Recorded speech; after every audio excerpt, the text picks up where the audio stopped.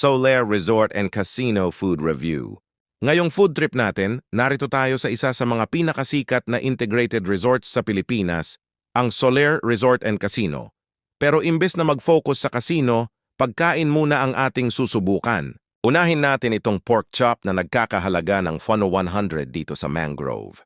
Sa unang tingin pa lang, makikita mo na agad na malaki ang serving at maayos ang presentasyon. Makapal ang hiwa ng pork chop at lutong-luto ng tama. Malambot ang karne sa loob habang may magandang texture naman sa labas. Ramdam mo na premium ang kalidad ng karne at maingat ang pagkakaluto. Medyo mataas man ang presyo, pero sa lasa at serving size, masasabi kong sulit naman para sa isang espesyal na pagkain. Sunod naman nating tinikman ang nasi goreng na nagkakahalaga ng 4 for 50. Isa ito sa mga pinakasikat na fried rice dishes sa Southeast Asia. Mabango pa lang ay nakakatakam na agad. Bawat subo ay may kombinasyon ng alat, tamis, at kaunting anghang na nagbibigay ng kakaibang sarap. Maganda rin ang pagkakaluto ng kanin dahil hindi ito malata at hindi rin sobrang tuyo. Para sa presyo nito, masasabi kong isa itong magandang option kung gusto mo ng mas magaan pero masarap na meal. At syempre hindi mawawala ang club sandwich na nagkakahalaga ng 550.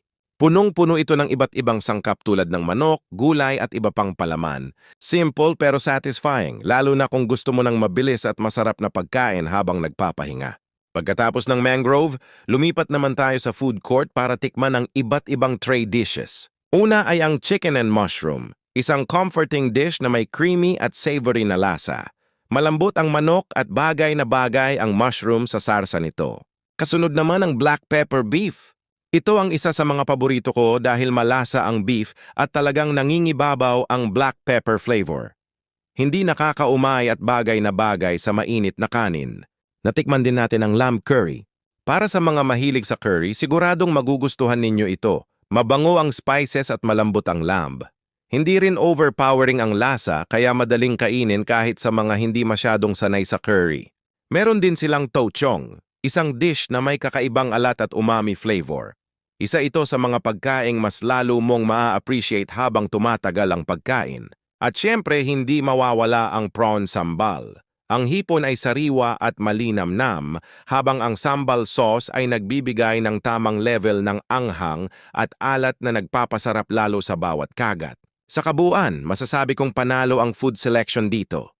Mula sa Mangrove hanggang sa food court, makikita mong pinag-isipan ang kalidad at lasa ng bawat pagkain. Final thoughts. Dito sa food nila, panalo sa lasa.